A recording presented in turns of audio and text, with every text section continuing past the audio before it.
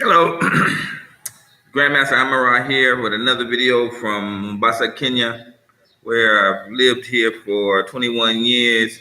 And trust me, when it comes to traveling in the country, I consider myself an expert, having traveled almost all of the different forms of modes of transportation, extensive traveling inside and outside of the country.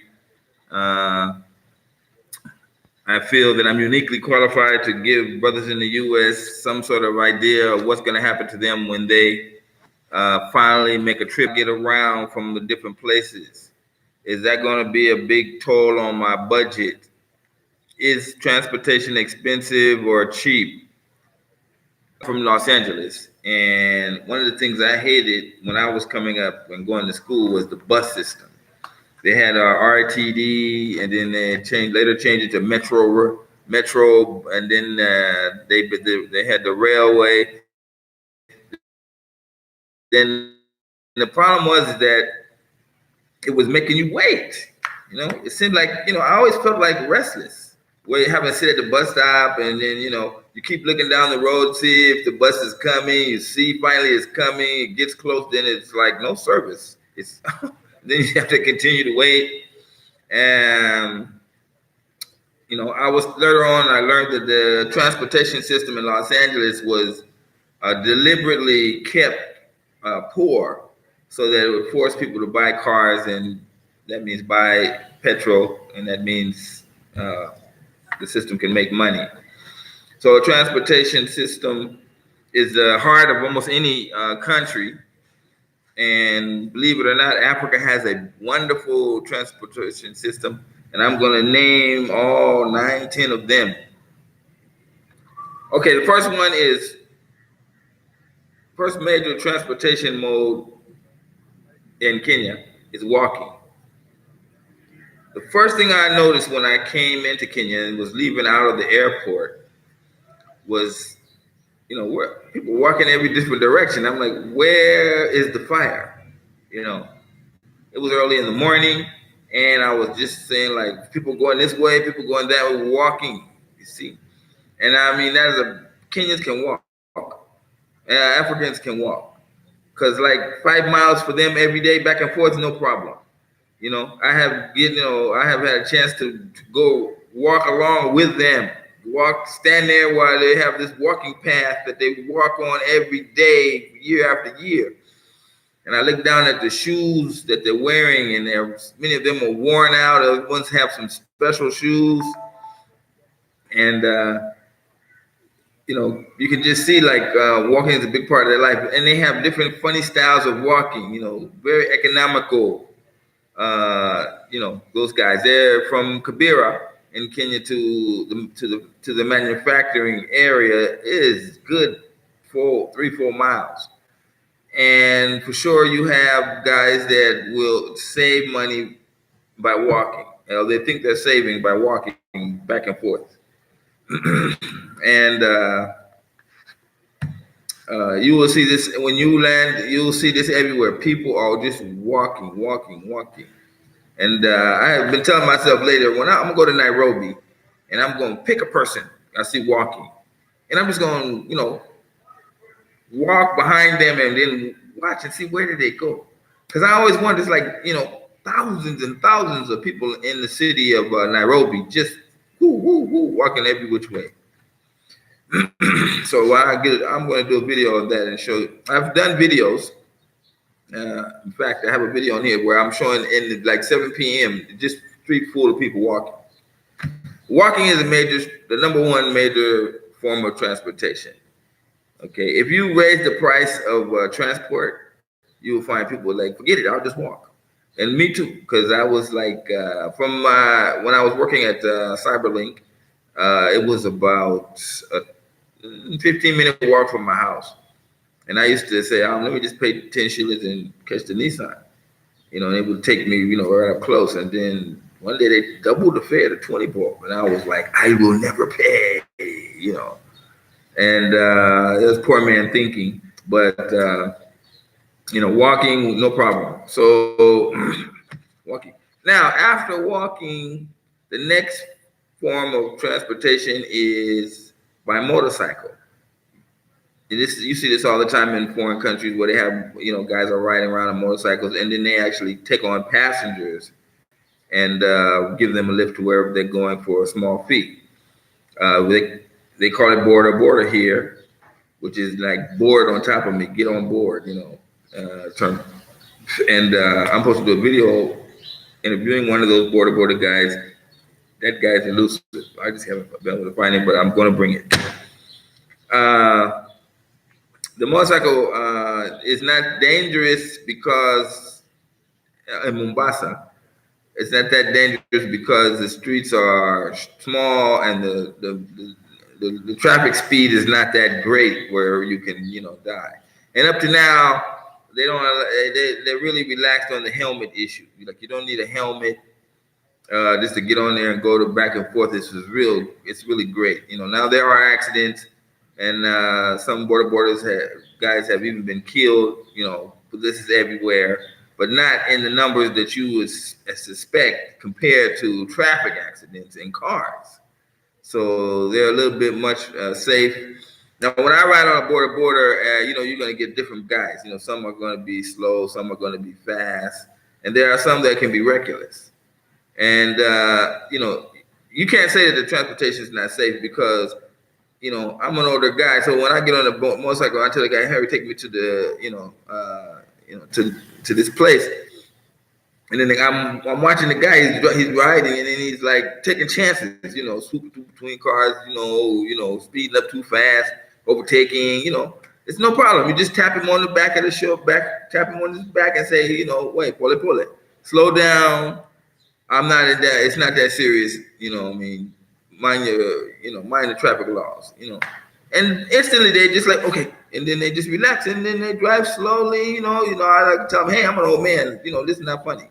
And then they, okay, and then they just slow down and take you. And sometimes they get ridiculous. I'd be like, okay, now you're going too slow. But anyway, it's a quick form of transportation, and it's almost instant. I did another video earlier showing you them. You can see like one passing every like 10 seconds, maybe 15 seconds. And that is the way they are. Africans have a beautiful transportation system. Transport, as I've told you, is great business in Kenya, and it's always available. Not like the RTD where you'd be waiting like for 15, 20 minutes for the bus to come, just sitting there, watching the traffic go by. Whew, whew, whew, The next one after this, step up from motorcycle for those people like, old ladies, or you have baggage. The next one is tuk-tuk. Now in Nairobi, in the really big cities, tuk-tuks are not so common, but in smaller cities where they're regulated, tuk-tuks can be like the main transportation. Like if you go to Asia and Malaysia, these places, tuk-tuk is just the thing. It can carry 3, 4 people, sometimes 5, 6 people. And, it's not a very fast mode of traffic, but it's pretty much safe. And you're inside the little box room, and it's not the same like when you're riding on the back of a motorcycle on 2 wheels. Most tuk-tuks are 3-wheel vehicles, and they're relatively inexpensive. But you always have to ask them the price when you get in. Don't wait till you get there, then ask them what's the price, because then you're gonna be sorry. And I was with my wife the other day, and I did that, and I was so sorry because the guy was like ridiculous with the price. Then I'm arguing with him. It was terrible. So she reminded me, I thought he knew the basic price from here to there, but it's always good to get how much is it to go here or there. Always ask, even if you don't know where your destination is exactly. Then they'll know that you're being frugal, and that they won't overcharge you. So, tuk-tuk. The 3-wheel vehicles. I have several friends that drive them for a living, and they're really comfortable. Some days when there's an issue with the other transports, tuk-tuks can come in and make a lot of money. And like I said, when you're like, let's say you're building a house or you're having property restructure done, if you have to bring building materials from the hardware store, tuk-tuk is the way to go. The next one, okay, before we do that, let me remind you, please, guys, come on, do the right thing. If you like the information, this is how we don't have super chat in Africa. Let me say that again. They won't give us super chat in Africa because then you get more channels like this one. And so we have to do it, the African super chat way. Go to westernunion.com and mobile wallet. This is the phone number. This is the contact name. Yeah. Support the channel, $2-3. Just to let us know that you're out there and so that we can brag and say, people really do care about the money. I mean, about the content because they're actually, paying for to support the channel. Okay, so channels in the U.S. are greatly supported through chat. Don't let those guys talking on the show think like the chat money is nothing. They always be playing like, so, oh, thank you for the super chat, bye. No, they happy. They go to the bank to pull out that money and spend it, and it gives them incentive to continue to give the shows. So this is the same thing here, except we don't have super chat, so you won't really find a lot of shows like this one. So that's why I'm saying support the channel, because I know. I mean, I love doing it, and but I know the fact of the matter is that those long-standing channels are there because they're monetized. And we're not monetized, and so this is the only way we can be monetized, right? The next form of transportation is Nissan. You come to Africa or even in Kenya, you see Nissan or some other names they might have for it. They may call it taxi, but the name is called Nissan because the Japanese at one time really held the market because they created a van that everybody used and turned it into like a taxi. So this van that Nissan made became the milestone, and then they shipped them into Africa. Now, throughout all of Africa, Kenya has more shipments of these vehicles than any other African country, as I've been told, even more than Nigeria, if you can imagine. So that's why it's called Nissan. Now, of course, Toyota had a van. There was another van, but the 90% of the vans are this refitted Nissan vans, and they pull out all the seats, and then they put in customized seats. 3 people to a seat, and there's 1, 2, 3 seats in the back, and the passengers can be 2 in the front next to the driver. So I think it's like 14 people can be, the thing can hold 14 people, and it's the major source of transport in Kenya. It's the largest source of transport in Kenya, called Nissans. Some people also call it Matatu, but there's a different one than that. So where do I get the Nissan? To such and such a place is a common language you can hear. And do they have a Nissan that goes there? This is another common language you would hear here. Okay, now prices for Nissans are, of course, I'm going up, so they're going to be higher as they go. Tuk-tuks are more like taxis, so their prices will be a little bit more than Nissans. But Nissans are relatively inexpensive, and they can take you for a long distance for a little bit of money, and they're very reliable. They're very on time. There are very many of them, so you really can't really miss them. When you're leaving the house to go somewhere, transport in the Nissan is least of your worries. You know what I'm saying? So let's just go to the stage, and the Nissan will be there. They magically appear, and if you come at certain off-peak hours, the conductor will literally grab you by the shirt and snatch you and put you inside because you're just standing at the stage. What do you want? You must want to ride if you're standing in that spot. I'm just thinking, and then the guy gets mad, whoosh, But you stand in a certain spot. Most Africans know those spots. You stand there, boom, the Nissan guy is gonna come, hey, baby, and pick you up. Unlike where some places in the U.S. where you got to really flag them down, and you might even have to wait 10, 15, 20 minutes. And, then the guy wants to negotiate where you want to go. Where? Oh no, I don't go there. Then he drives off. Like, damn, Nissan, he will lie to you. He'll tell you, the conductor will tell you, where you want to go. You want to go to the east? This Nissan's going to the west, but I know a shortcut will get you there. And then once it gets you in, it's your money that they want. So after Nissan is Matatu. Tatu is three in Swahili, and I understand that it's called Matatu because at one time it was only 3 shillings to ride it. Now, a Matatu is a bigger bus. It's a bus-like vehicle made in the U.S., by the way. Yes, U.S. makes most of the buses that run in African countries through a subsidiary called Zuzu. So anytime you see a Zuzu, that's just U.S. General Motors product. A lot of people didn't know that, but yes, it's true. And it's a damn good product as far as, how it is mechanically. They also rip out, or they don't even have to rip out because they make these custom backs to them, which have they can have anywhere from 15 seats to 30, 40 seats. Some Matatus are really big, like buses. And then you use those, and they can go through from the outskirts of town to the inside. They pick up a lot of traffic along the way. They'll stop, pick you up, but basically they're like from point A to point B type of service.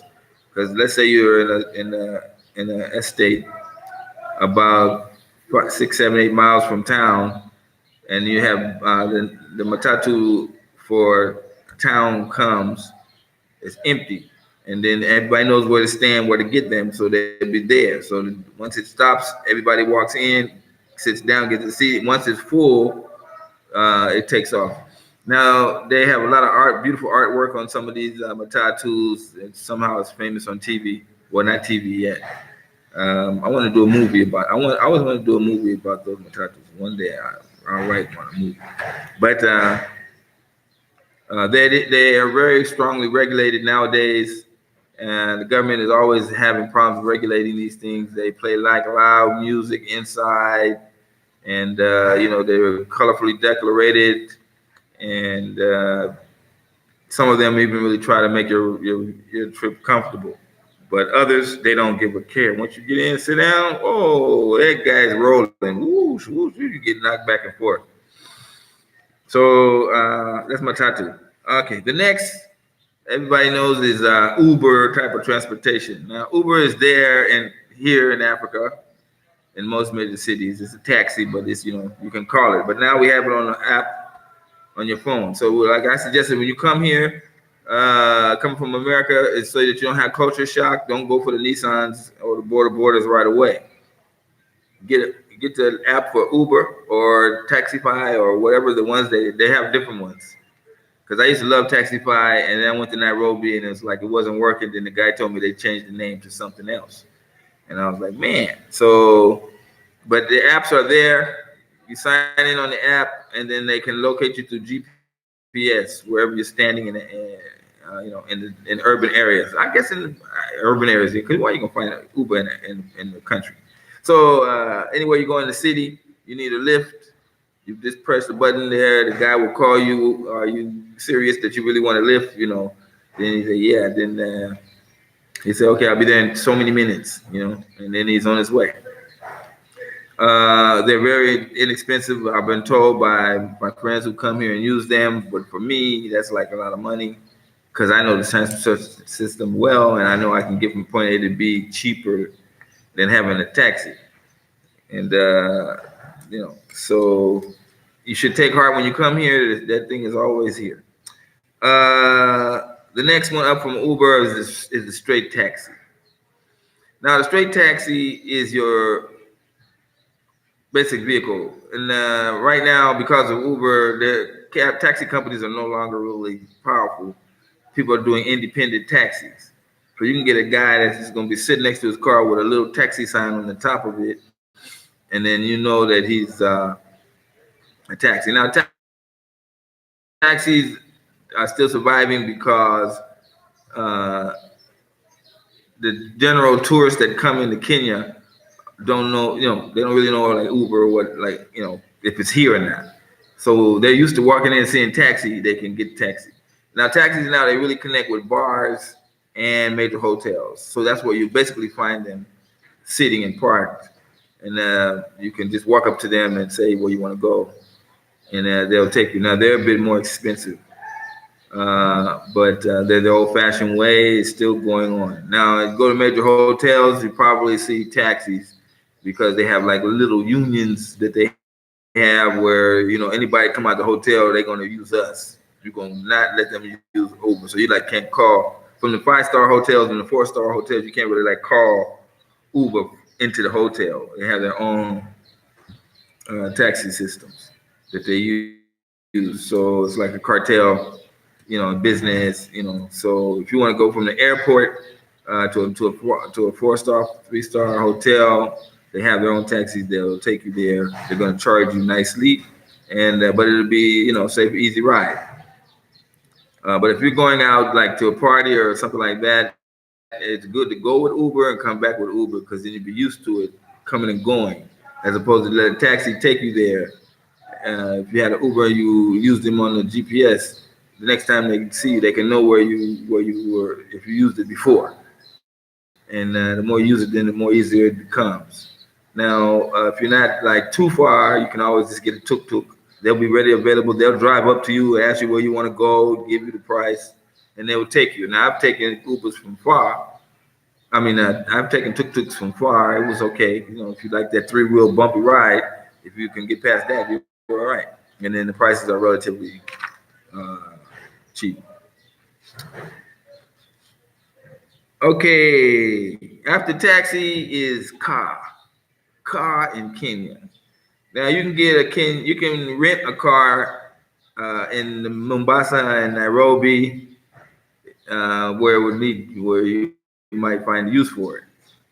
They're there. A car for hire is there. It's going to cost you about $60, $70 a day. You've had an international driver's license. They're used to that in Mombasa because it's a tourist town, and you can get around. Now, I wouldn't recommend it so much to get a car because then you're subject to having to watch the traffic and understand the traffic. Okay, some people they like that. I gotta have a car. I gotta be able to buy freedom, but it's not freedom like in America. You know what I mean? In Mombasa, you got like 4 major roads to go through the whole. They're long. And they have some branches, but they ain't that many. Where you gonna go? You're gonna be going to a particular place, and then the way the country is set up, it is not structured for cars. So you can't go to the. You can go to the certain supermarkets, and there's no parking lot. You know what I'm saying? And then traffic is the place is so busy with people. Where you gonna park? You don't even know. You see? Then you start driving like looking around. And there'll be guys that will see you driving like you don't know what you're doing. Then they're gonna come up to your car and tell you, "I can help you. I can park your car. I can do this. Where you want to go? Let me tell you a better place. I'll watch your car for a 50 bob." It's not really. It's a hectic thing. Better to let somebody else do the driving, especially when you go to busy urban areas. This car is not necessary. Now, there are a lot of Kenyans today that own cars now. They're buying these small cars. I don't know what happened. There was like an explosion, and then these car driving companies were just making a killing because everybody wanted to get a driver's license, and they was getting cars. And there are so many used cars in Kenya that come from overseas that it's just almost ridiculous. It's like one of the number one places. And I can suspect Lagos and Kinshasa and these other major cities, Tanzania, Dar es Salaam, also have a large influx of cars in there. These traffic problems are there. And if you don't know, like 4 o'clock, 5 o'clock, you find yourself in town and you got a car, you might be like 2 hours to get home. And in some cases, so. After the car, let's say I'm gonna put the train. Now, is it required to have an insurance there? Hello, Cheryl Ruth. Yeah, you have to have. There is car insurance, but what they do, they got even daily car insurance. You know, it's like you can pay for the day. Because we have M-Pesa in Kenya, you know, you can just pay in M-Pesa and then you get a message back saying you're insured until Wednesday. So it's not like a big thing where you have to go into somebody's office or make a lot of calls. They make it very affordable. You just send the money, then they say, okay, you're insured. And so car insurance definitely is there, just like in the U.S., but it is not as hard to obtain, and then it's not as regulated as in America as you would think. So yeah. So after the taxi the car is the train. Now, Kenya, this, as many of you may not know or may know, Kenya has now a high-speed railway, and it is fast. A trip that would take 9 hours by bus takes the train 4 hours. And you can go back and forth to the two major cities using the train at the same price as the bus, basically. And the Chinese have built this thing and they're running it. It's not, you don't go to the bus train station and see like Chinese everywhere. No, Africans are the ones who operate it, but the Chinese are the ones who watch and manage it as part of the agreement when they developed it. So I think in a couple of years from now, it's going to go over into to Kenyan hands. But the Chinese know what they're doing. They're the number one creators of railway. I have seen the railway come up from nothing to what it is today, and it's like, man, those guys know what they're doing. There's no doubt, and that is why India, the United States, and other countries all around the world come to the Chinese when it comes to making a high-speed railway. They don't just do business in Africa; they do it all over the world. So I want people to realize that when they talk about the Chinese, no, Chinese is doing business. They're doing business in 45 countries now. So all around the world. So don't think like the Chinese are coming to take over Africa. They ain't talk about that. But anyway, the train is good, clean, very well operated, on time. It's still basically new, but as far as I know, the trains are always sold out.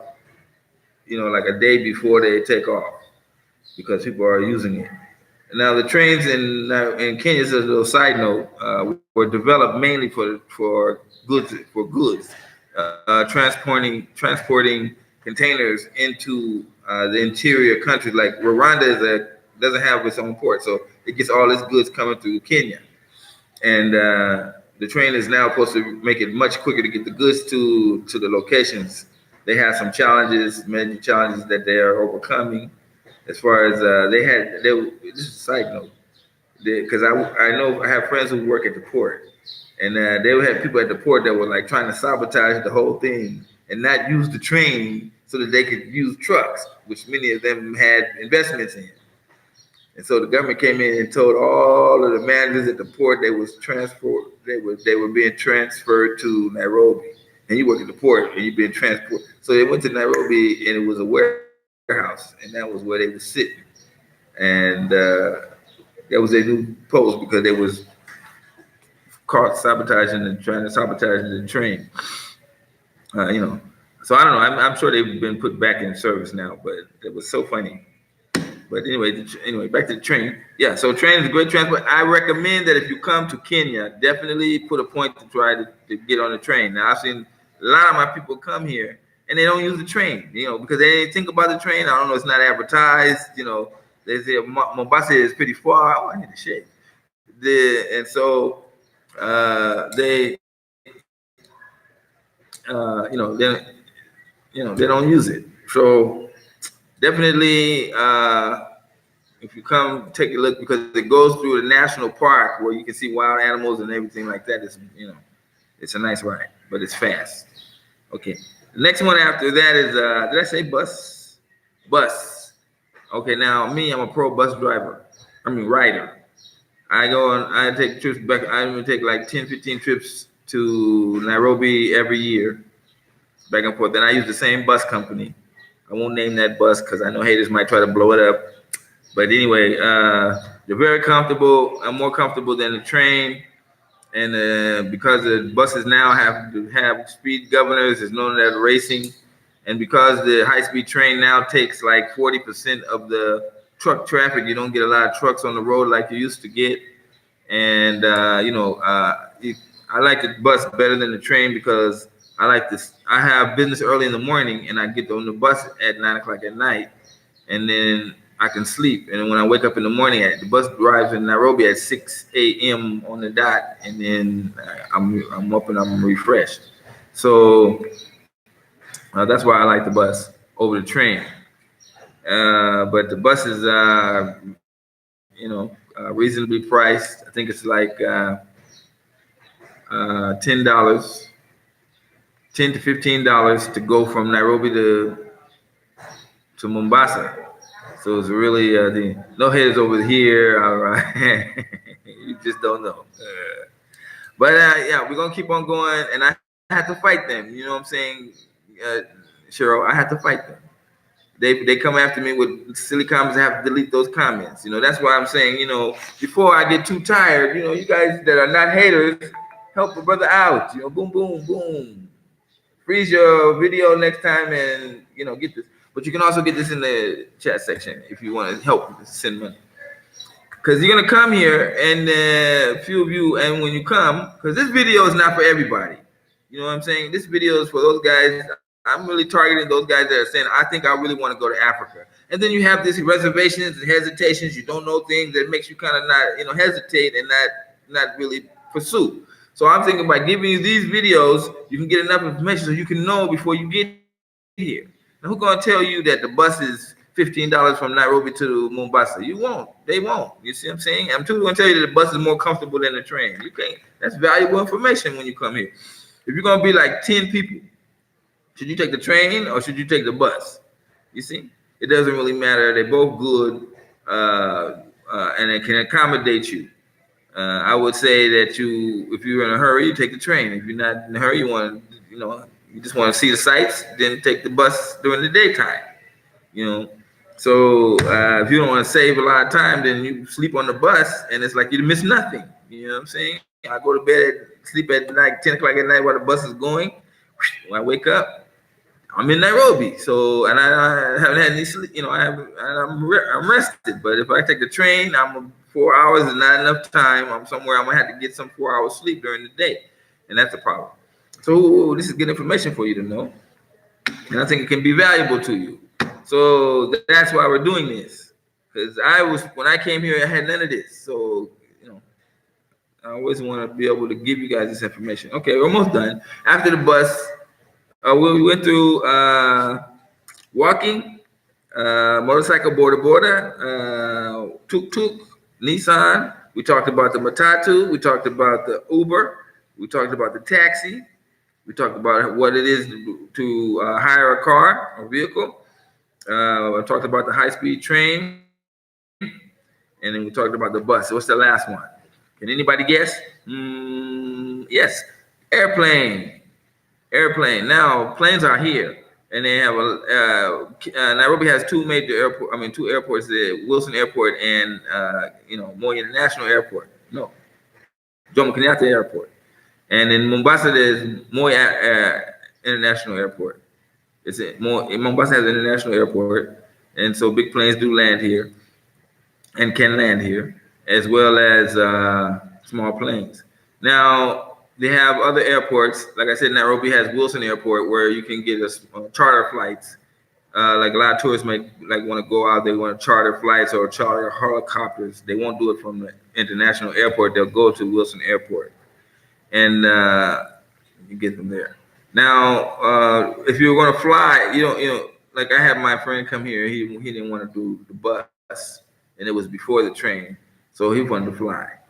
So it wasn't a big deal, You just get your flight to Mombasa. I think there's like 4 or 5 every day, 6, 7 every day. I'm not sure the number now, but you go and you pay for your ticket, you board the plane, you get your luggage in, board. Then 10 15 minutes. I took the trip. It was like, what? That's it?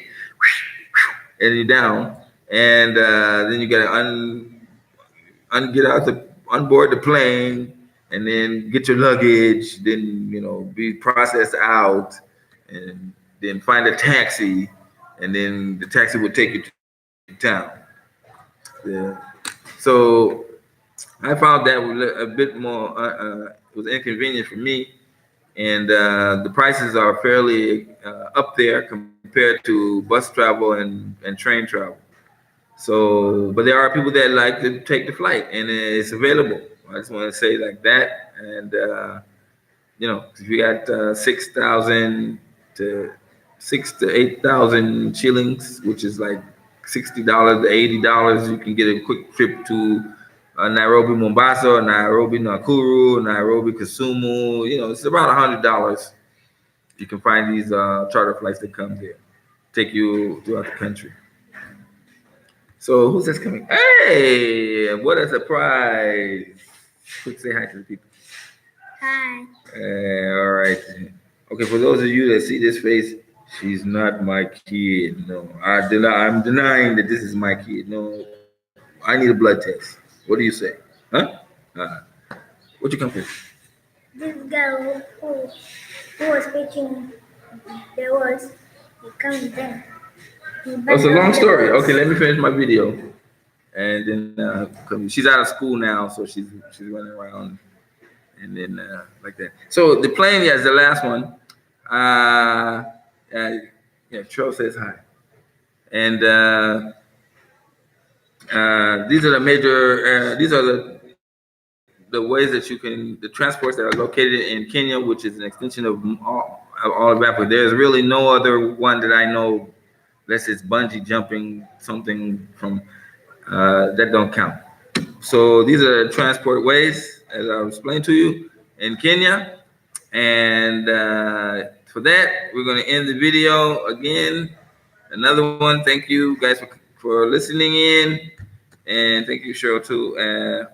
I want to, if they hang around you, they are yours. Come here. Where's your daddy? This one. Where? This one. This one who? Me? This one. Yes. No. Okay. This is gonna be the end of this video. I'll do a video on family coming up soon. That's a good topic. How African families operate and how we operate as a family in Kenya. My wife, it's gonna be hard to get her there. Thank you, Show Super. Thanks again. Okay, yeah. So this will be the end for now. Thank you guys for being patient with me and my kid, my daughter. And to the next time we meet, peace.